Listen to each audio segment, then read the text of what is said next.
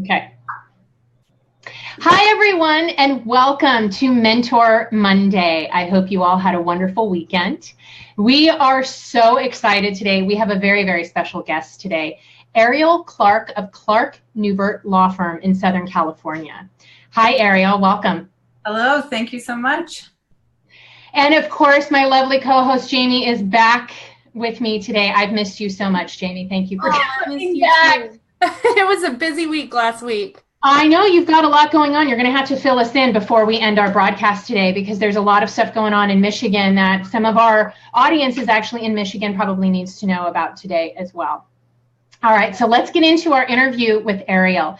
So Ariel, I want to start by saying congratulations on the recent Rolling Stone article that has featured you as one of the women shaping our cannabis culture. So congratulations. How did that article come about? Well, I have been working with cannabis businesses since about 2005 and devoted my life and law practice to this about 10 years ago. And through the scope of the legal work, political work, involvement in the community, and really trying to help shape the laws locally and on a state level, as well as through a lot of grassroots organizing and advocacy and all of that, I think that there was recognition, which is lovely, of Rolling Stone, you know, that we who are sort of on the cutting edge of the industry, one critical piece of that are the rules and laws for how this whole industry will sort of kind of come about. So they asked me to do it, and it was pretty fun to do. That's so great. I just love to see the women that are really working so hard for the rest of us to really build this industry for women being acknowledged like that. So congratulations. Thank you so much. So how did you get into cannabis law? You started as a lawyer and then you transitioned into cannabis law. How did that happen for you? Sure. Well, I went to law school at Berkeley. I graduated in 2005. So the Bay Area back in those days really was quite progressive when it came to cannabis. I would say sort of the Bay Area is on some level the birthplace of the more regulated and progressive cannabis environment, and kind of business community really nationally. And I've been around this industry my entire life, frankly, but I had a number of friends in law school and certainly thereafter who started getting involved in the business and asked me like, Ariel, can you look at this contract? Or, hey, we're going to grow some marijuana for this dispensary. Can you check this out? Like, what's the deal on that, you know? And it was kind of wild to, these dispensaries were cropping up, kind of looking around and seeing what's going on. But I went to law school to do Indian law. I'm half Ottawa from the Grand Traverse Band in Michigan, incidentally. And so practiced Indian law for a while. But was just so kind of enamored with and excited by the cannabis industry, especially because, if you think about it, 2005, 2006, 2007, in those years, it was a really challenging place in California. So I practiced in California where, it's kind of a little bit of a Wild West. You've got a bit of a moving target in terms of the state laws. And I love to help people and help them understand whatever sort of framework to build a business in a safe and legal way. And, it was just kind of very curious having to be the opportunity to be involved really in a kind of complex environment legally that also involved politics and culture and all of this. So kind of from the beginning, the love of, wow, I get to help kind of build this thing as much as we're able, and kind of be creative with folks who tend to be more creative was such an inspiration to then about 9-10 years ago, fully devote my practice to this. And that's when I went out. I went out on mine, I guess I would say 8 years ago, or 9 years ago, which is a little bit of a wild thing to do, especially back in the day, to be a business and corporate lawyer for the cannabis industry, especially then. And people thought I was totally. I remember that time because I had a couple of clients. I had Dr. Alan Frankel was a client of mine. I was trying to work with a couple of dispensaries. And everybody was ready to pull the trigger. And then the feds came in, and LA was really, really difficult place to try to do business in cannabis back in that day and around that time. So kudos to you for stepping into that environment at that time and taking it on. And it's done so well for you now. Look where you are today. So that's congratulations. Yeah, thank you. It's really, really fun. We get to work with the whole focus of our law practice are cannabis law. So cannabis businesses, growers, dispensary operators, delivery services, people's making really cool edibles brands. We're back working with tribes again. We work with various local governments. I've consulted with other state governments. We're working very involved in this regulatory process in California. I mean, it's just like all cannabis all the time when it comes to politics and law and culture as well. But isn't it fun? I love working in this industry all day long. Yeah, no, it's really a dream.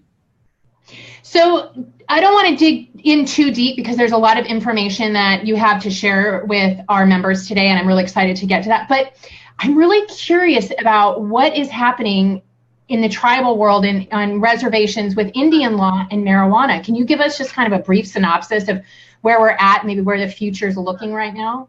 Sure. As some folks may know, tribes are quasi-sovereign nations. So tribes have kind of a very particular relationship with the federal government as well as state governments and sort of their neighbor jurisdictional partners or neighbors, really, so cities and counties.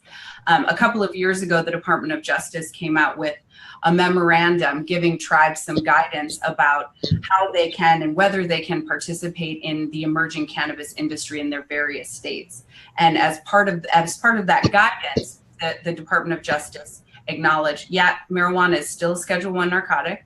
We're not saying that it's okay to do per se, but if you're going to move forward in that direction, tribal governments have some conversations with us, have some conversations with your local partners, create an ordinance and a regulatory process and oversight of these businesses that are robust in nature and don't violate our priorities of federal enforcement. So it was a very short memo, but kind of opened the door for cannabis on tribal land.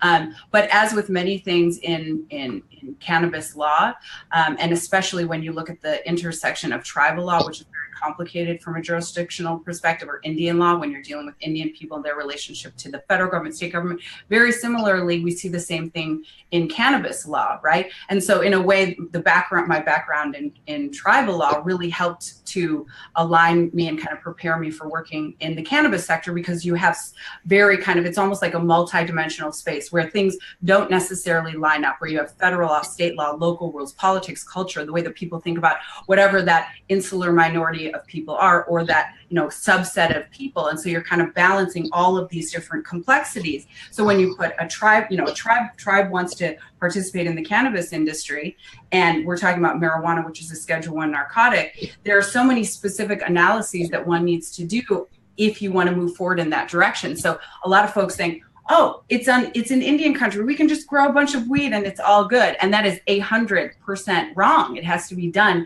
very thoughtfully and with a very careful plan on a number of levels, both legally and politically. And everyone involved needs to have their eyes completely open, which in fact is kind of the story of what I wanted to tell you guys about today, in terms of, thinking about how best to guide people, other women who are out there. And you guys are providing just such an important service to an education and connecting people with each other. I mean, that's so important. So, how can I kind of help be of service to everyone in terms of my experiences and coming to this industry so you can be successful, happy, so folks that are watching can be as happy as we all are, I'm stoked. It's Monday. I'm thrilled about it. I worked all weekend. I kind of love it. So, but with all that said, we have to always in life probably take some time to understand things and really understand the universe that we're stepping in, especially when we're dealing with cannabis. So anyway, I know that's a long way of talking about tribes, but it's complicated. Be careful, be thoughtful, but we'll see, we're trending away toward normalization, legalization. The international war on drugs obviously failed. I mean, this is from a very hawk's eye or meta level perspective with cannabis laws and with cannabis in general. We're in the midst of this kind of very historical moment, and it will only, we've gone well beyond any sort of tipping point of backtracking, I would say, from the Department of Justice and all that. So tribes, along with states and businesses and everyone kind of involved in cannabis, will also kind of move forward in that and be able to more easily, although some are, participate in the cannabis industry. Why is it that everything is about a memo? It's all memos right now, right? Well, it's all memos. So if you look as a lawyer, so let's kind of think about how, let's say you said, I want to help people who are in the cannabis industry with social media or branding. And you came to see me as a lawyer to do that. Or Jamie, you said, I want to be able to cultivate marijuana in this particular area. Me as a lawyer, I look at, okay, what's federal law? So it's like layers of law, federal law. Then you have states, and then you have cities and counties. And then you've got all the other things kind of in between. Politics, how are all of those levels trending? Culture, tax issues, banking challenges, all these kind of unique issues to look at as you're building that particular type of business. With the federal government having scheduled marijuana back in 1970 under the Controlled Substances Act, it is clearly a Schedule I narcotic that only really the federal government can take any action to change, right? And there are efforts to do that on a federal level.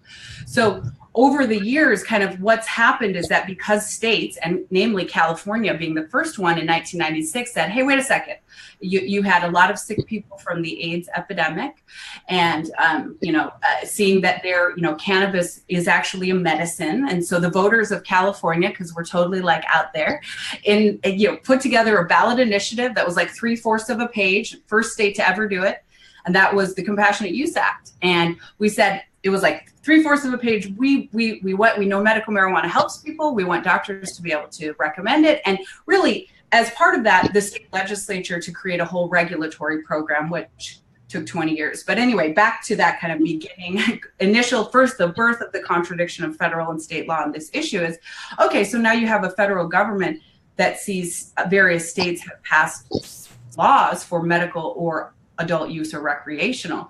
And so how to reconcile that from a federal government's perspective, because marijuana normally would be seen as something that governs kind of the health and welfare of the citizens of a state, of which a state is the one that kind of holds, like they're in charge of that, right? And so really these guidelines or memos from the feds have come out in response to these obvious contradictions in the law. And they've come out from the Department of Justice and these other federal departments saying, well, okay, we normally prosecute anything related to drugs. We're talking about heroin, cocaine, whatever the heck you're talking about, right? And marijuana is a Schedule I narcotic too. But now, Jesus, we've got this crazy, like outlandish state, California, those hippies, they like passed some marijuana laws. And so how do we reconcile that? Where do we want to utilize our resources to kind of go after people who are doing X, Y, and Z activity? So I think, a lot of these memos and guidelines have obviously come about because of the challenge and the conflict between federal and state law, and because the federal government hasn't actually changed the law itself. So what we have are, guidelines, memos from the department that are very challenging to rely on because they can't necessarily be relied on. And in fact, years ago when Obama was first elected, he put out a very famous memo saying to the Department of Justice and kind of how resources would be allocated to the DEA, et cetera, saying, look, if you have a state's medical marijuana program, you can kind of rely on that and run your business, and we'll kind of leave you alone, is how it was very much interpreted. And businesses relied on that, and there were more prosecutions under Obama than under Bush. So, you can't rely on the guidelines or the memos, and that's where this is all a very challenging and really a kind of a challenging dance for people. So in my example of, you have, you're starting a branding or marketing company, or you're helping people with social media, questions like, looking at, will this trigger any federal issues? Are you comfortable with, kind of that layer? Then let's look at state law and the activities that you want to kind of perform and what your business model is relative to, are you just going to be in California or other states? If it's branding and marketing, for example, in California, we have a bill that would have disallowed you to put a cannabis business's brand or logo on your clothing. That died. But, so you have, right? And so it's so you'd think, oh gosh, I'm just growing some weed in example number 2. Then, like only folks who are doing that really need to be concerned about kind of all of these federal, state, local issues, political, et cetera issues. But in fact, no, it's, you know, people who are providing services to this industry as well that need to kind of understand what they're getting into. Or, oh my gosh, I'm getting all these cash payments from clients. What do I do about that? Am I laundering money? You know, so it's why these are really deep discussions that people need to have.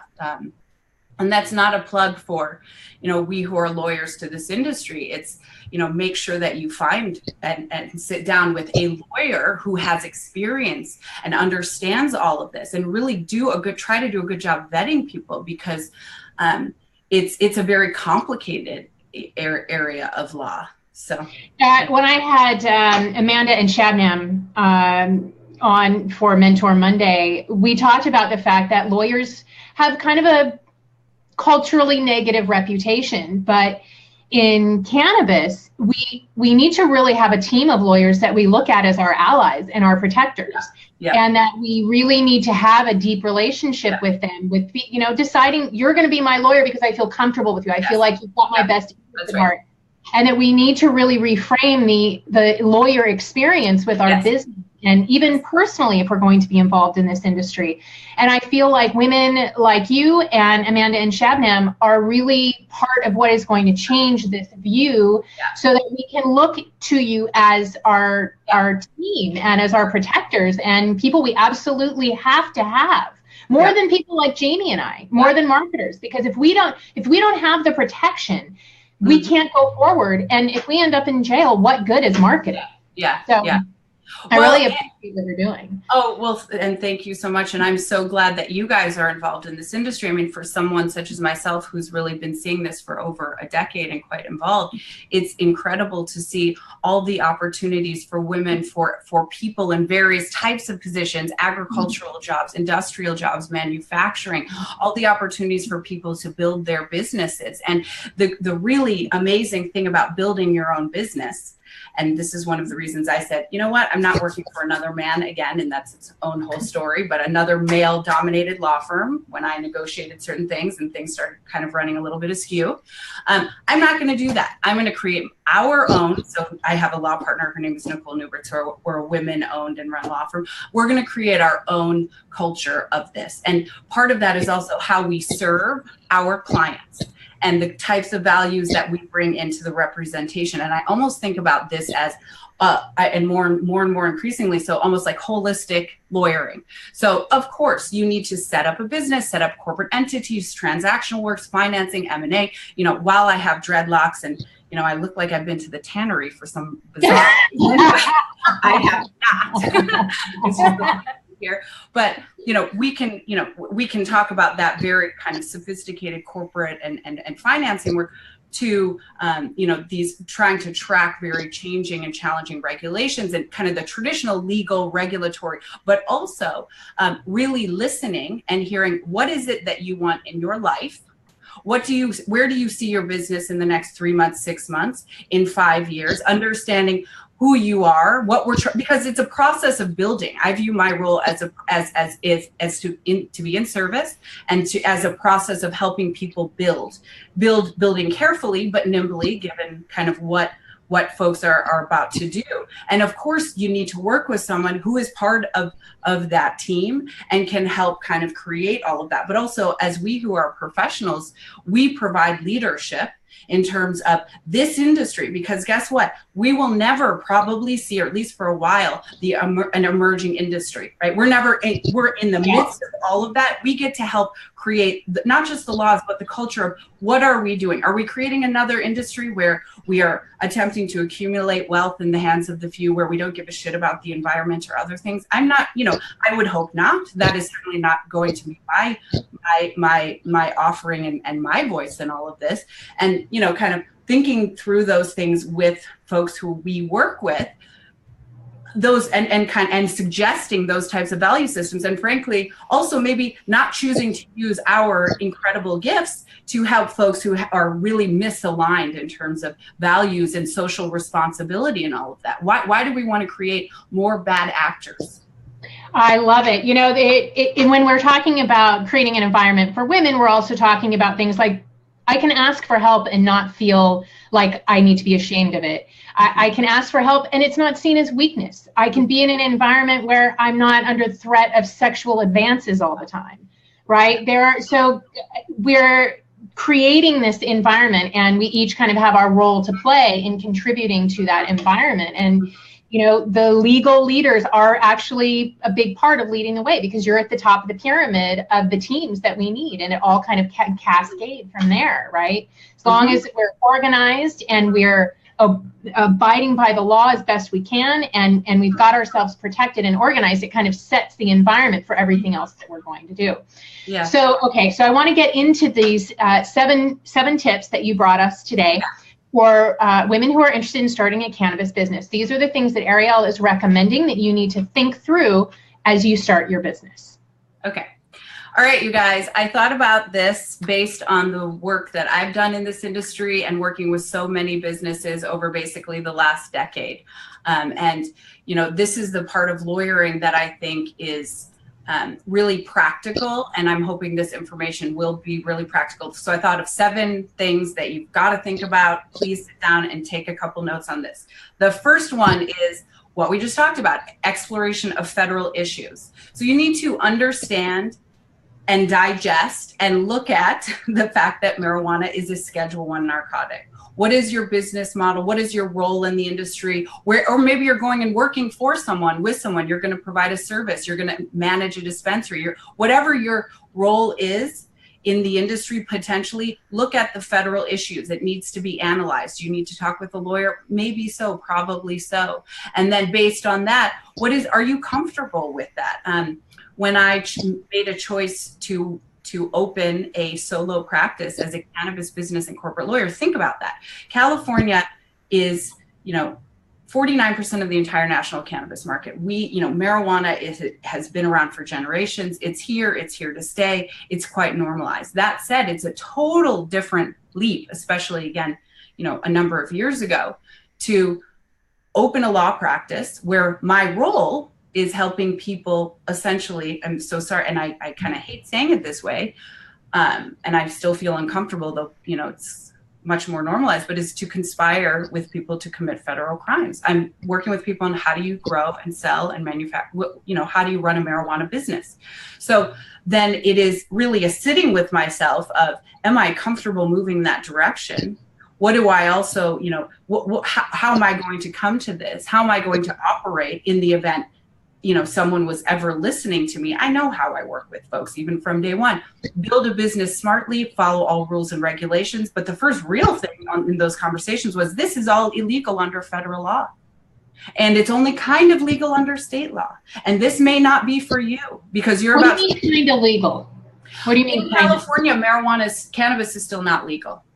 Until January? Until January 1st, 2018. I mean, you can use, like after the adult use of marijuana passed in November of 2016, yes, marijuana is legal for possession and some other limited things as an individual, but even medical marijuana businesses are not legal. There are no state licenses. None of these businesses are legal under the law. What we still have is businesses, if you're growing marijuana, if you're selling marijuana, you have basically a immunity to criminal conviction right now still, or kind of think about it like an affirmative defense. So you're growing marijuana, let's say it's even in the city of San Francisco where they have permits for these businesses, that you're operating as what's called a nonprofit collective in California, but that just gives you a defense to criminal prosecution. You have a city permit, but the laws are not yet rolled out where it's all commercial cannabis activity legal for profit. We don't have that. That's what we hope to have starting January 1st, 2018.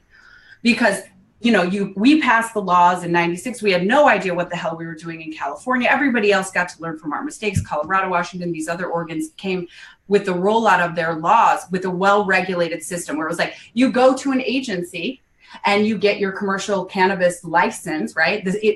In those other states, this industry is governed by state agencies. You've got a very clear matrix or framework to follow from a legal perspective. We are still working on that in California. The state has not started to issue any commercial cannabis business license at all. We hope for that process to start January 1st, 2018. So that means today you can be raided and arrested, and that still happens in LA, and you can comply with state law, but the law enforcement can say, well, maybe not. But our role is to gather facts and evidence and look at that evidence, and your lawyer and our lawyers, the prosecutor and the collective's lawyer, can talk about whether or not you are in compliance with state law, which is it's a very challenging situation for people to be in. And that kind of frank discussion is what people need to have. We want to, how to build a successful business. Yes, it is inspiration. Absolutely. It is connection. It is, you have this wonderful idea, or why get into the industry? Because you're inspired.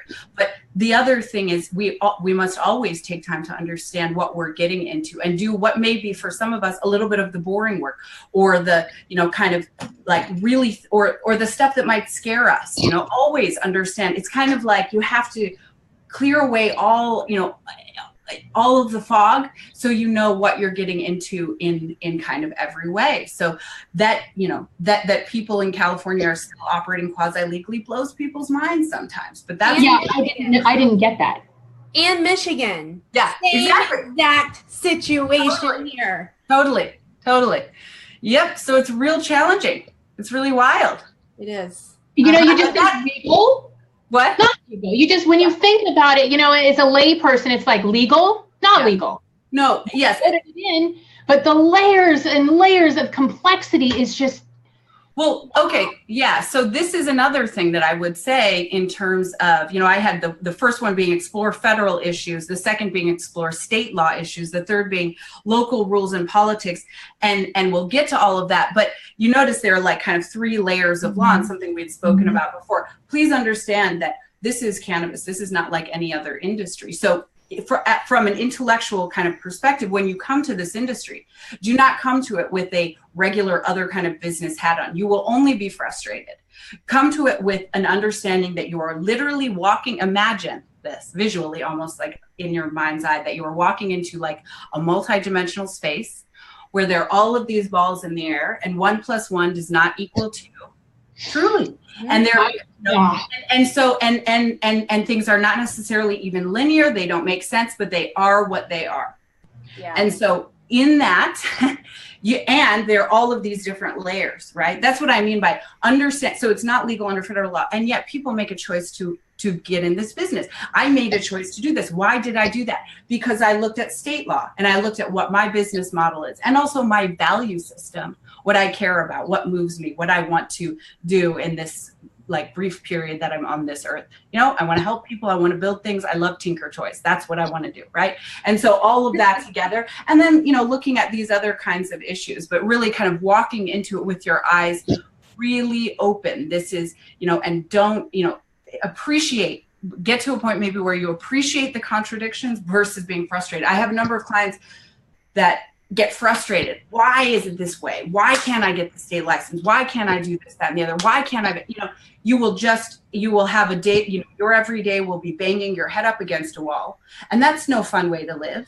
So again, just from how to come at this business in a way that also will create success, right? Because when we're not stressed, when we're not frustrated, we're able to navigate through our lives, navigate the business well, because we are focused on the high level, especially if kind of we are the business owner. And so kind of accepting, here's what it is. Isn't this interesting? Isn't this fun? I mean, that's kind of like the daily practice. That's very good advice. Cool. Because that point of frustration, I mean, Jamie and I are at the moment in ancillary businesses. Mm-hmm. So we don't have to get a license. We're not facing that in our marketing. Jamie's going through it because she's also trying to open a dispensary. So she has a little bit of understanding, or a lot of understanding of what's going on over there. But we just don't think about it in those terms. Mm-hmm. But we really have to understand that we need the legal help, and that it's not. hey, I've got this great idea and I want to be in this business and I've got some money and, you know, it's legal. Yep. That's why you got to have legal and it's not legal and it's a moving target. And then that brings me to, I think maybe item number 4 or 5 or 3 or something where we're at now. 4. Okay, cool. 4.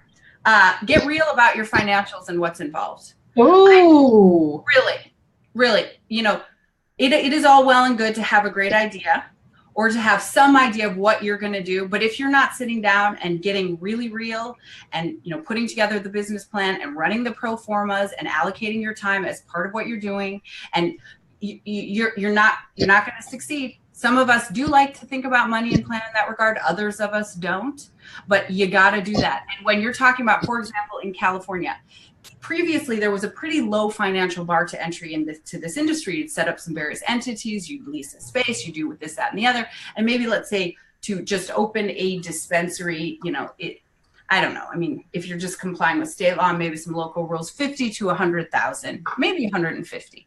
Today, you run the low end of the numbers when you're talking about local permitting, which people need to do soon, and state licensing and operations and, you know, and this is assuming you're leasing the space. On the low end, it's 750,000. On the lowest end, wow. And that's pardon? And that's for cultivators, right? No, well, for dispensary. I mean, we've run these numbers for, so in California, it's going to be broken up into manufacturing, cultivation labs, because the marijuana will finally be lab tested, dispensary and delivery associated with that, and then distribution and transportation. So based on those 5 kind of categories of a segmented market, so for folks who are not familiar with California, what we're doing is kind of regulating the cannabis industry somewhat akin to, I mean, I hate this example, but kind of akin to an alcohol sort of model, like a regulated industry where you've got an agency that oversees this plus all these other agencies, like 16 plus existing state agencies that are right now writing rules and regulations to create the kind of filler of the industry. So California Department of Food and Ag will deal with cultivation. You have these other state agencies. So, you know, you're dealing with this, obviously you can tell, hugely regulated process. That involves lots of permits from different agencies, lots of taxes, lots of complications. And how do we navigate the water board? And then you're talking about local issues and, you know, zoning, building. I mean, so, you know, running these numbers, because again, my job is to tell the truth and to give people a real idea of what's going on so they can make some decisions as much as we know it. And so part of that is, what does this really look like financially now that it's kind of this new day certainly in California? And that can be a bummer of a conversation to folks, but please have that, because you can go online and you see all these websites and people who will present themselves as here's a turnkey operation, here's this, that, and the other, hire our consulting services to do X, Y, and Z. You're going to make a shitload of money. They don't want to talk to you about those sorts of issues. So you have to get real about it and run those numbers. So is that 750,000 just what it takes to get the permits and the taxes paid and the applications filed, or is that the totality of starting your business? Yeah, I would say here's what we looked at: applications fees locally, permit and license fees locally, application process locally, the same on a state level, right? Because you need to have local authorization in state, and those can kind of range. And some of those fees are, you need to hire an architect, fire safety person, someone to write the operations plan, business plan, lawyers, setting up entities, right? All of that stuff, right? And then those associated permits and preparing for state licensing. Then the startup, assuming that it's lease, construction, assuming that you lease the building, and then 3 months of operation. And again, these are just very raw numbers, because, you know, it was that folks were starting to cultivate, for example, in the past, well, you know, legal and some other things and blah, blah, blah, you know, I mean, not build out, I'm just talking about professional services, even 25,000 maybe. You know, this is it is a new day. This is regulated. But at least, you know, on the other hand, at least, you know, people will be able to operate their businesses with a solid foundation, and those businesses will be able to employ people and actually get, you know, have appropriate, you know, hopefully treat their employees well and create many opportunities for that kind of job growth and revenue to cities and states, you know. So it's like anything in this life. There are 2 sides of the coin. You know, I have moments of wistfulness for a little bit of the I don't want to say less regulated, but even just in terms of the culture of some of the people that, kind of, are out there at various events, that is a little of a bore. At the same time,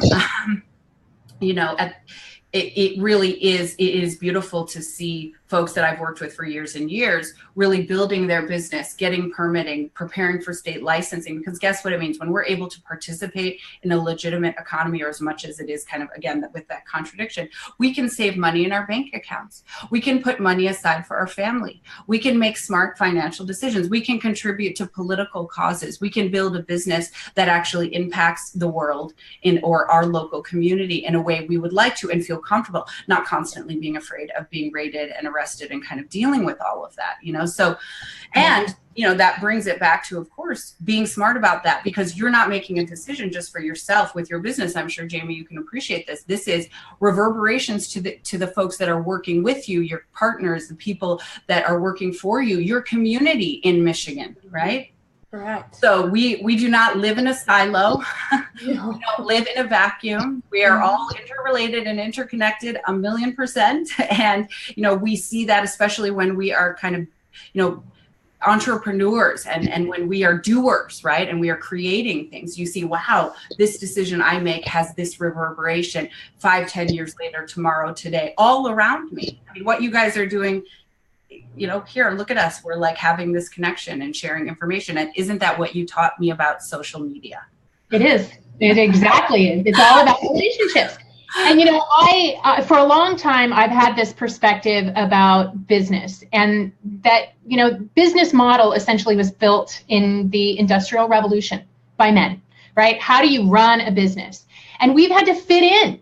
Mm-hmm. And they're about bottom line, and they're about competition, and that's fine because it's worked. I mean, we have the society we have because so many of these businesses use a business model that we're used to, but it doesn't really work for women. Mm-hmm. And I think social media, the reason I got into social media is because it is grounded in relationships. Relationships lead to sales. Relationships lead to building a business. But that is, for me personally, I'm much more comfortable working in a world of relationship. And cannabis, in the same way that social kind of forced this relating, cannabis is doing the same thing, because we are all interconnected. Because if we don't pass those laws, we're all screwed. Yeah. If the DOJ decides he's going to push through and come out, we're all in it together. Mm-hmm. So we do have to act like a community in a way that tech companies or entertainment or healthcare, all these other companies, they don't have to do. We are interconnected. You're absolutely right about that. And we cannot survive without education and without community. And, Jamie and I realize that these are the two most important things that a cannabis entrepreneur needs to understand. You must get educated and continue to educate yourself, and you must build a solid community. Yeah. Absolutely. Absolutely. Very well said. I mean, that definitely goes to kind of some of the other items that I had on my list, which is really the deep dive into the industry, creating relationships, kind of creating a dream team, both professionally as well as personally, within your family, within your friends, within kind of the industry, within other professionals. Absolutely. We need that. We need that. That helps us be successful. That helps for all the reasons that you just stated. So thank you. Yeah, thank you. All right, what else is on your list? Okay, so I've got, just to go back, exploring federal issues. 2, state law. 3, local rules and politics. I'm going to go back to that. Number 4, a deeper dive into the industry. Really, the point is to become discerning, to become an expert, to go to conferences, read everything that you can. I mean, I spent the first several years of my career I had all these Google alerts set up because there weren't all of these marijuana publications, and the ways that I would search for information so I could understand what on earth was going on, and then anything that would be related that might be applicable to cannabis that might not fit squarely within this particular bucket. So you have to work, your job needs to be every day to understand and be like a sponge of information, always, every day. And that kind of, The assembling your financials, again, information goes back to what you're talking about. Assembling your dream team was number 6. And the seventh thing is really work your ass off. I mean, of course, I mean, you know, this is, look, you're getting involved in something, or you're involved in something, or you're interested in something that is incredibly complicated, and you want to kind of traverse into it. And if you want to build something or do anything in life, I mean, that's kind of my perspective on things is, you know, you work very hard. It is your daily practices. What am I doing today? What am I what do I want to accomplish? What are my goals? Constantly checking in both in the now and, you know, in moving down in the future, just in 5 years or next generation or tomorrow, you know, kind of constantly having that perspective so that you can marshal your business forward. But working every day, work every day. Don't, you know, especially in California, you know, I try to get real with folks about what really this involves. When I have folks who come in and say, we're a retired couple and we want to work a little less and we're thinking about getting involved in the cannabis industry, is like, well, okay, this is like, let's talk about what this involves. Okay, you have your niece and nephew or whatever it is, someone in your family is already growing cannabis in this area, or has that expertise. What about, think about X, Y, and Z. Okay, you're interested in this part of the business. Maybe you kind of want to stay in that lane. And so, you know, again, trying to like help build based on what it is that folks want to do. But those, it's it's usually pretty damn involved. You got to work hard. And that is true for any entrepreneur in any industry, but in cannabis, there is, you don't turn it off because it is moving fast. Laws are constantly changing. Yep. So yeah, you can't, there's no rest for the wicked. And oh no, for sure. And Jamie's shaking her head as she has never sleep. Everybody sees that too. They're like, do you ever sleep? Nope, I don't. Well, okay, but Jamie, you do need to sleep because part of this is taking care of yourself. Okay. I give myself, so I do work every day, but I try to give myself some evenings, but I do a lot of city council presentations. So that takes up my evenings. And then Saturday and Sunday mornings I work, but then in the afternoons, like that's family time, no matter what, you know? So you do have to discipline yourself, but you have to work your ass off. Yeah. No way around it. Yep, and that's why it's like you gotta love it. You know, it's like it's everything, but you gotta love it. You gotta groove out on it. Even it keeps you, you know, helps you survive through the times when you're at a city council meeting until like 1 a.m. and you're like, oh my God, what am I doing here? Yeah. Right. Right. Okay. So it's about this bigger picture. Yeah. Totally. Do we have any questions for Ariel? We do. So first of all, our first question was, where are your offices located? We have one office in Los Angeles, in particular, Santa Monica. Another office is in San Francisco. But, you know, there are 58 counties and 482 cities in California. We have a lot of local jurisdictions. We have clients probably in most every kind of county across the state. And in various segments of the market. So we do a lot of traveling and, you know, obviously have some roots in Sacramento now because there's a lot happening within the state legislature. But that's do you work with people outside of the state of California? You know, we have clients who, of course, have licensed cannabis businesses in other states, or they license their brand to other states. So, you know, the model is either you have some sort of extract company, you relocate, or I shouldn't say relocate, you open the business kind of from the ground up into Michigan, right? Or instead you license your brand and your kind of IP to that, to some existing operaters who, I know in Michigan this isn't the case, but ideally they would be locally permitted and state licensed and all of that. But so we have clients who are in other areas, but you know, with California being 49% of the entire national cannabis market, really 49%. 49% is in California. I mean, think about it. Colorado has 5 million people in the entire state. Greater LA has 11 million. And then there are 57 other counties. Like, we are a behemoth, right? And so there's a lot of work to do here on so many levels. And so we're pretty hyper-focused here.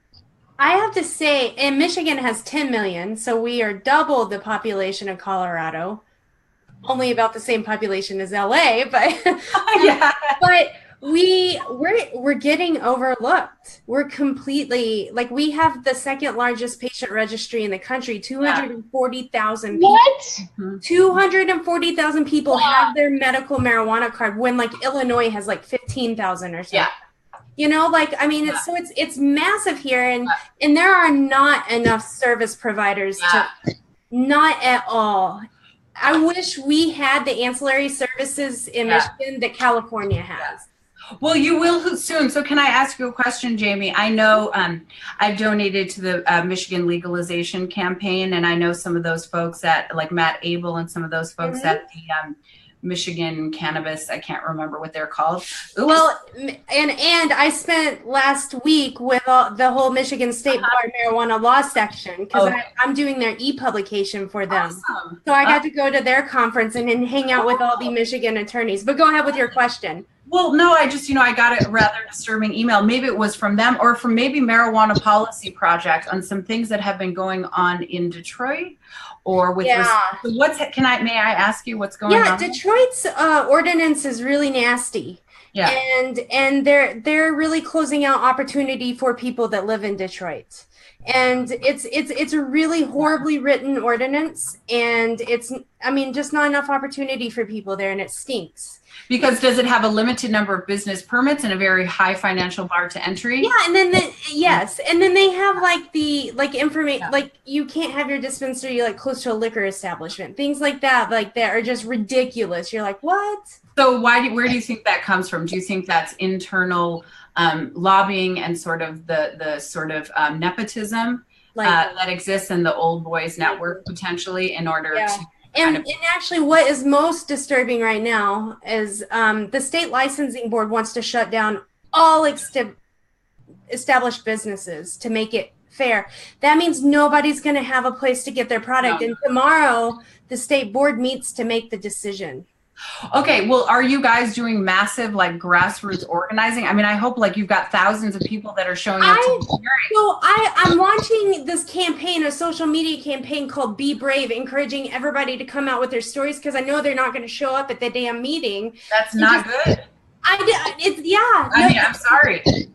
No, yeah, people, if people are listening in Michigan, you have to show up, and you should send things through social media. I'm telling you, listen, 2 years ago, I started the Los Angeles Cannabis Task Force. It was crazy. The odds, that's a whole story for another time, is, kind of the work in politics. I mean, really eye-opening, wild, crazy. Like what you're talking, it was like a David and Goliath situation. But you call people to action one person at a time, and you have to explain to people what is going on and what they have to lose. But you're right, it takes courage to go and stand at the steps of any government agency. But that's totally screwed up, because that, I know I'm from Michigan, my family is there, we don't have a ton of money, and people rely on this industry to like pay their rent and pay their mortgage, whatever. So people are about to lose jobs. Yeah.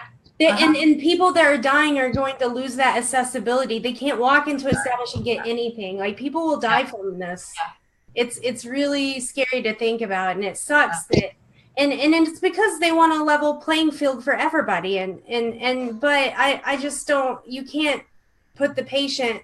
I mean, you're not thinking about the patient right now. Yeah. Jamie, you need to do a Facebook Live call to action today.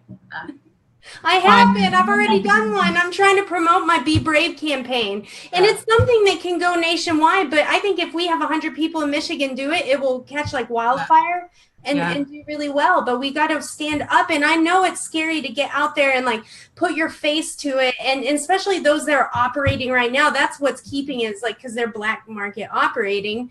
And it just sucks. It sucks because everybody has to be loud right now if we're going to change this. Yeah. But are they black market operating, or are they operating under a set of very confusing and convoluted laws that afford the ability for people to do certain things? So, let's really distinguish that. Yes. Yeah. Yes. You're absolutely right. Like, there's just a lot of gray area. It was a crappy law. A lot of people got arrested and are still getting arrested. And I understand why that fear is there. Yeah, of course. I won't even grow because I have that fear. Yeah.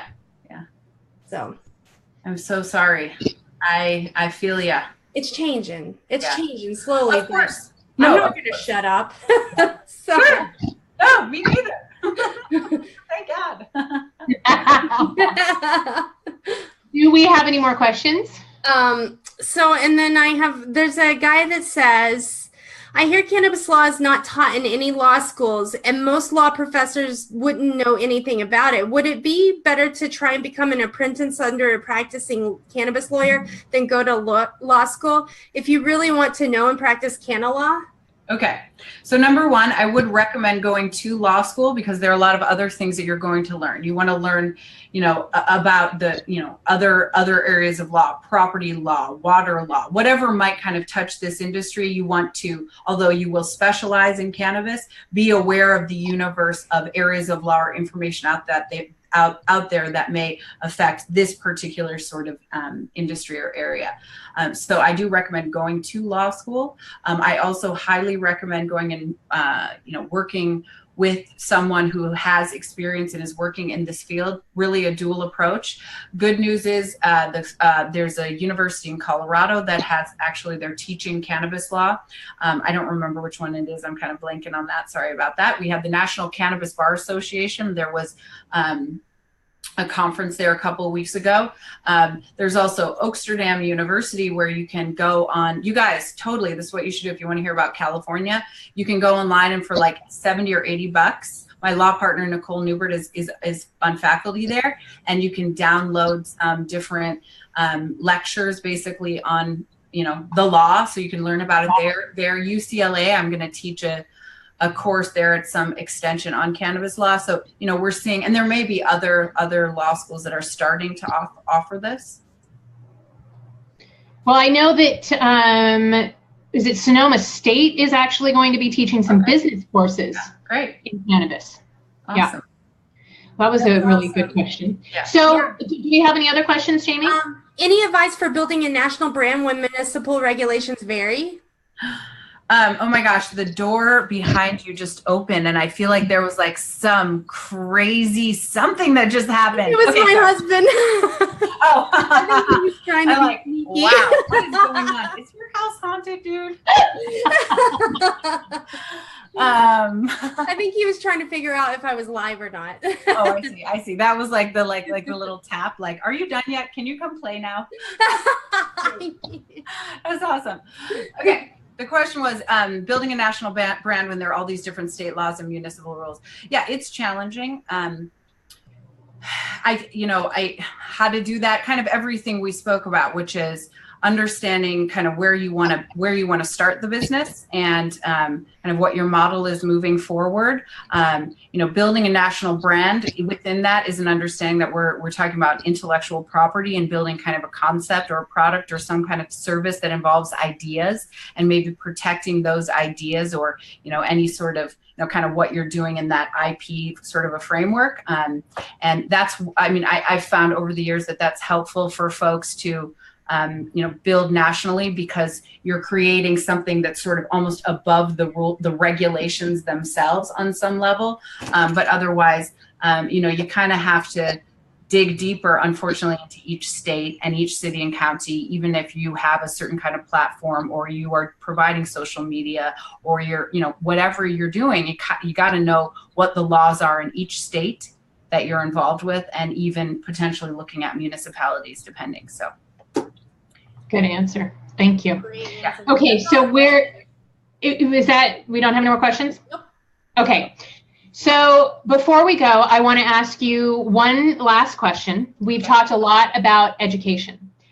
What are 3 to 5 resources that every cannabis entrepreneur needs to follow? So whether it's magazines or organizations and groups to really stay on top of what they need to know. It's so hard because it depends on what you're doing. So if you've got an edibles product, you want to, Edibles List magazine, right? And there are various sorts of edibles magazines themselves, right? Marijuana Business Daily is a great sort of news. I love them. I would say everyone should sign up for their alerts. I'm going to actually answer it from that perspective. something that will give you an eye into the industry at large nationally and give you kind of news in that fashion. Another would be a statewide probably publication, maybe on the laws as well, or some listserv, whether it's Cal Normal or, California Growers Association. It depends, what are you concerned with? In a way, you have to also be thoughtful about where you're going to go to find that information will be like the type of business you're doing and how you're involved in the industry will determine which of those, what 5, right? Always some, local association. So what's going on locally, politically, which also involves hopefully getting involved in the local community so you can network and kind of be very interwoven, like whether it's a meetup group or, local political organization, like in LA, where the Los Angeles Cannabis Task Force, we've got over 400 members. We do town halls and other informational seminars on state regulations and local rules. We lobby city council and we're working to help write the rules and regulations in LA and, kind of get people together politically, but also to share information. So, can I ask you something real quick about that? Sure. Let's say I live somewhere other than California, or even in California, I live in the Central Valley. Mm-hmm. I want to put a task force together. Mm-hmm. Do you have a model for how to do that you can share, or a place that I can go to learn how to do something like that? I don't know. I don't know of any specific resource. When I did that, I had some kind of like elder political consultant who has been doing political strategy and that sort of political legwork and grassroots organizing for like 40 years of his life. And he's a big heavy hitter. And kindly, when I woke up in the morning and said, at 4 a.m, and I had a vision, like things have to change here in LA. And thank goodness I called him, like, can you please provide me some guidance? And he listened to my whole issue.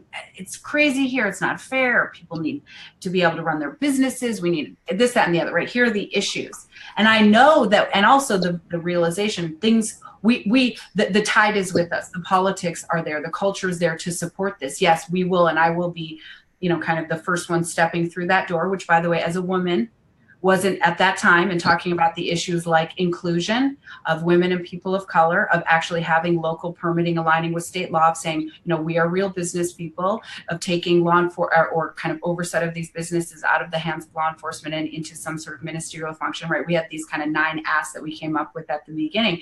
These were not popular positions.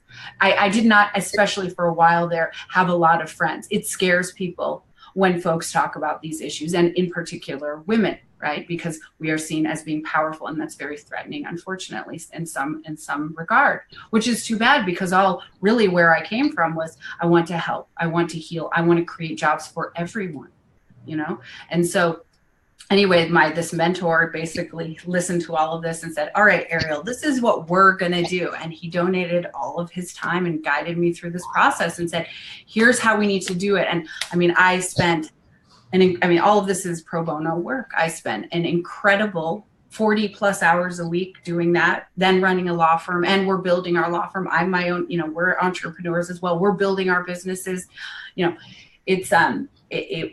so is there a specific sort of way of building the task force? Not really, because there's some kind of high level things that one needs to do, but just like building the business, you need to analyze what are the issues in that particular area, who are the people I need to talk to, who are the members of the organization, what's our mission, right? In a way, you're also building a business, but you're building a political organization. There are other sorts of resources that give good guidance to grassroots organizing. I don't remember them offhand, but I remember I kind of looked and found various articles and books, and and you got to get, again, research, get really savvy, and remember that you really want to make sure you bring the highest level of professionalism, the highest level of in every way as you're doing, building a task force, entering into the political arena. It's incredibly important. Listen to what people have to say. Remember, you are not only right. Everyone is also right, we all have information to kind of bring to the table. Think about it as a round table, but you have to be a warrior and fight very hard. And especially, I'm hearing from Jamie I understand very much. We're still fighting in LA. We're still, struggling, but that's part of being, it's like kind of like being involved in the birth of an industry. It is not comfortable at all times, at all. Wow. I could talk to you all day long. Oh, you're so sweet. You're fun, too. I'm serious. No, we could just stay here all day. I mean, we've already gone in over an hour. This is the longest Mentor Monday, and I don't want to stop, but I know we need to let you go. So I want to have you back because I want to dig a little deeper into each of these issues. And I don't want to put something else on your plate, but if we can maybe put some guidelines together for our next call in a few months about really how do you start a task force? Because I think this is really important. We have a lot of women in our groups who are not in legal states yet. And so if we can help empower them and teach them, how do they approach city council? How do they understand what the real areas of need are? How do you position your argument? If we can help them do that, then we will help them make progress much faster. Yes, and I would absolutely love to do that, because over the last 2 years, I've learned so much, and it's been some trial by fire, you know, really. I mean, it's, you know, when you're stepping into that world of politics and culture changing and law, you know, rulemaking, there's a lot that one faces. But again, it's like with everything, go in with your eyes open, have a plan, have people that you're working with, all of this. But it would be my great pleasure. You know, to be able to share both, you know, what has created successes, and we've had an enormous amount of success. I mean, again, the story of David Goliath, like we won, which is insane, you know? I mean, really insane what happened, what we did. I can't kind of believe it, you know, like, and so that story is a story that everyone, I mean, it is incredible. It's inspirational, and that can happen. Now, will that happen every time? You know, who knows what the outcomes will be, but part of it is about digging in and taking sort of that leap. You take the leap, you know, you take the leap from the strongest position you can. And so to give information, to listen to, you know, mentors, elders, other people who have walked the path. I think I certainly thought in my life for a long time, oh, I'm the first one kind of walking out in this path, and I'm feeling this sort of pain or suffering, or I want to do this sort of a project. I have to figure it all out. No. There have been billions and I mean, there are people who have walked the earth walk before. And so to hear those who have, you know, kind of, you know, that we can pull information from, that we can listen to, that we can learn from, is I would love to help in any way. Well, then let's do that after the first of the year, because I know you are extremely busy with California approaching very quickly January and our full legalization. So let's have you back after the first of the year, and we'll do a workshop on how to set up a task force in your area. I think that would be really useful. Awesome. Okay. I love that. Yeah. Awesome. Right. Awesome. Honestly, that, like, hell yeah, let's kick some ass, people. Yes. I love what I do. So, Jamie, before we go, is there anything that you want to let us know about what's going on in Michigan that we haven't covered yet today? Well, you know, like, it's just a repeat of what's going on. It's just like tomorrow the state licensing board meets, and they recommended 2 or 3 weeks ago to close down dispensaries. They're waiting on guidelines from the Licensing and Regulatory Affairs Department of the state. And tomorrow they are making the decision on what's going to happen. Lara is going to give the guidance to the licensing board, and the licensing board is likely going to make a vote. Last meeting, they didn't have the votes. They were missing a board member. There were 4 of them there. 2 of them said that they thought they needed to be shut down. The other 2 said we need more information. And so I don't know what's going to happen, but it's scary. And hopefully, you know, we have a great representation tomorrow, and a lot of patients voicing their concerns for it. A lot of people voicing the fact that they're going to be losing jobs. And just be brave for cannabis.com. It directs you to the Facebook group. But tomorrow we're encouraging everyone in Michigan and across the nation to go live on Facebook, hashtag Be Brave for Cannabis, and share their support or their cannabis story, and encourage others to do the same. That was my husband. All right. Thank you, ladies, so much. I had such a good time with you both today. Thank you. Lovely. I appreciate it. I'm so grateful. And we will have Ariel back after the first of the year. We're going to dig into how you build a task force. So thank you so much. And thank you for everything you shared with us today, Ariel. Really, it was really a pleasure to have you on today. And check her out in Rolling Stone right now. So cool. So crazy. And eventually she'll be on social media. I know. All right, ladies. Much love to both of you. And we will see you ladies on Friday when we have founder Whitney Beatty here from LA. She has, it's called Apothecary. I need to have that written down. She has a Michigan connection too. She is amazing. Yeah, so it's like, I can't wait to have her on. So please tune in on Friday when we have Whitney, and we will see you on Friday. Have a great week, ladies. Awesome. Bye-bye. Bye.